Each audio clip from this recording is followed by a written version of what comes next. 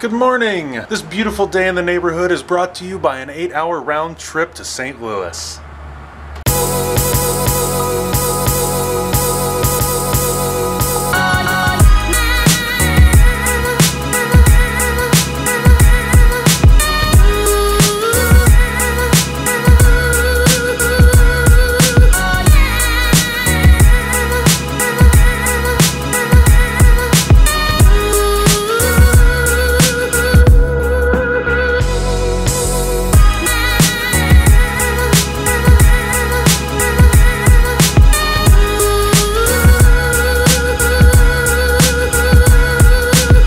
I just pulled off I-70, which means I am in the St. Louis metropolitan area. I stopped for lunch earlier, and as I was walking back over to the car, I noticed that I had put a Kansas City Royals World Champion magnet on the back of my car. And I know that people aren't like petty, but you know, this is St. Louis, like this is Cardinals country. And I have to be honest, like that kind of stuff, I don't think anything's gonna happen, but I'm always worried about somebody giving me crap and like talking smack to me. Like I can argue about barbecue all day long because that's an intangible thing. I mean, nobody walks around with a shirt of their favorite barbecue joint on, but like we get into these tribes and I gotta admit I'm a little nervous when I come over here with my Royals stuff. And here's the sad thing, like I get worked up about sports stuff too.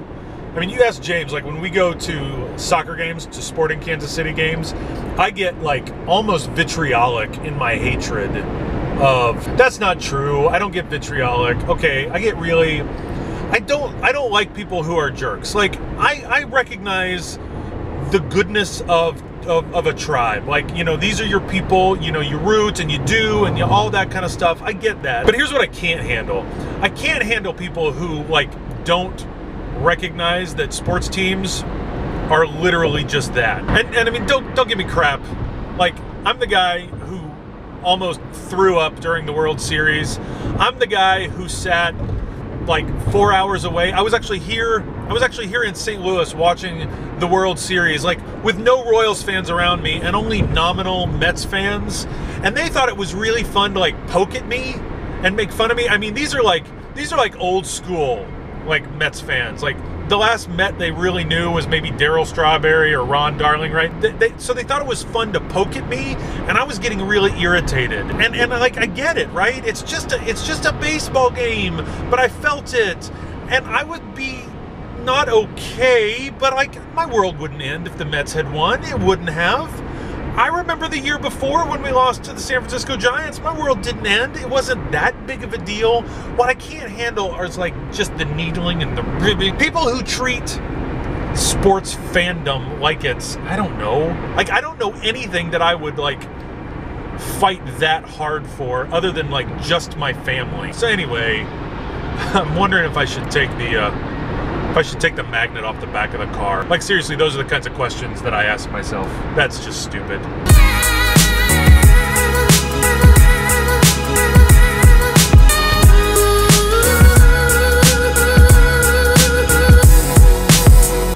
It's always an exciting, even if sad day, when trees that bloom lose their blooms and just start greening, because that means spring's over, but summer's on its way.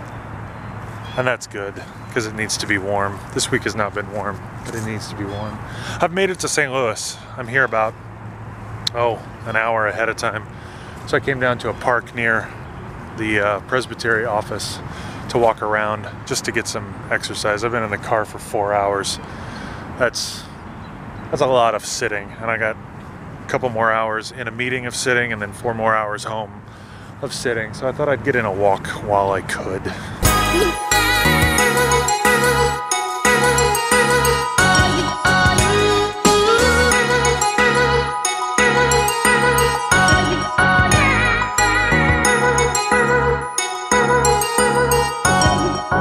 Awesome. All these little white flowers. I don't know what they are. I don't know flowers, but makes it look like it's all snow. It's just gorgeous. That's beautiful.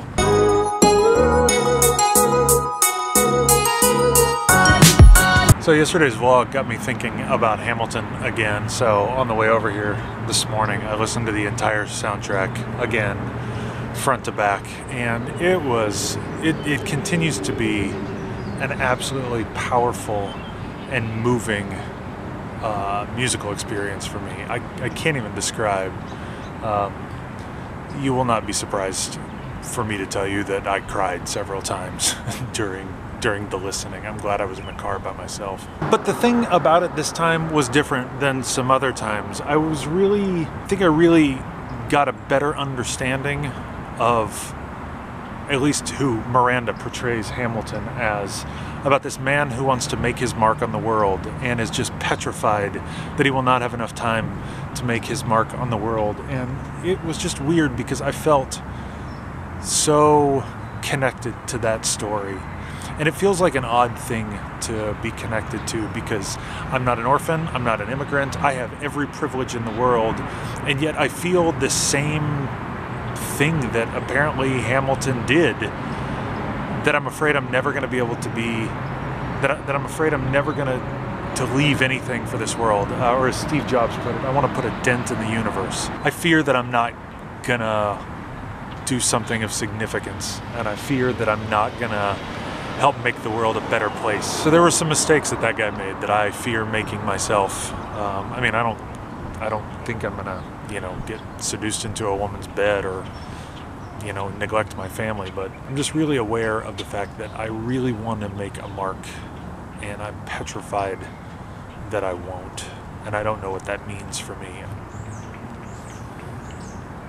It feels weird because in a certain sense, I don't have anything to prove, right? I mean, there's nothing I have to do. In a lot of ways, I just got to live my life and keep my head down and do it well. Do whatever I've been given to do well. But there's this one song, Satisfied. I never feel like I'm satisfied. I never feel like I'm doing enough or I'm good enough. And it's not like this pity party thing. It's like every time I accomplish something, I want to accomplish the next thing. I want to do something more. Experience an event or an organization or a system or anything. I always want it to be better, and I always want to be the one to do it better. Anyway, I was in tears this morning and early this afternoon listening to that stuff, because that's what I want for my life. I want to be a guy who makes a mark. Please don't interpret this as a pity party. I'm not asking anybody to go, oh man. I am privileged, and I've been able to do a lot of things in my life already. My short, almost 40 years of life, I've been able to do a lot of things. And so I'm not whining that, oh, I've never gotten to do anything awesome. That is categorically untrue. I've done a lot in my life that any sane, rational person would say, I've lived a good life, I've done some good things, I've done, right? I did not give away my shot, to quote Hamilton, but I'm still wrestling with what it means to realize I've got a lot of life ahead of me. And how do I make the best use of that? How do I continue putting dents in the universe? And how do I put dents in the universe with other people, right? Like, how do you bring other people into that? Well, there's your soul searching for the day. I'm gonna go to my meeting now. 3 hours later. Can you move it along? I'm all out of time cards. All right, meeting over, and it was a very good meeting. I'm telling you what, I continue to have the best job in the church. No doubt about it. Love it, love it, love it. Now I got 4 hours home. But, like I tell these folks, they're like, I cannot believe you drive over here for a 2.5 hour meeting. And I'm like, listen, I'm a young man with a finely tuned automobile. And I like, alone time. This is not a problem. It's totally cool. Everybody's cool. Just chill.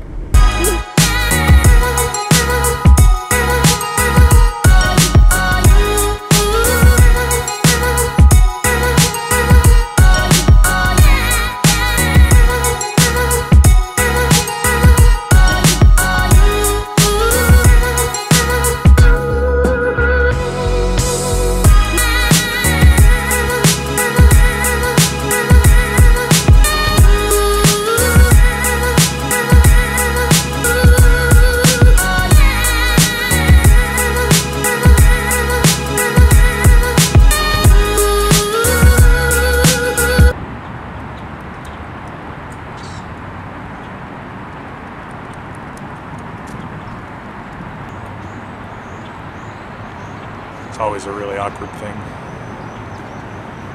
Like, for some reason, I can talk in crowded places, but when I'm in an isolated place like a park and somebody walks by, it just doesn't work.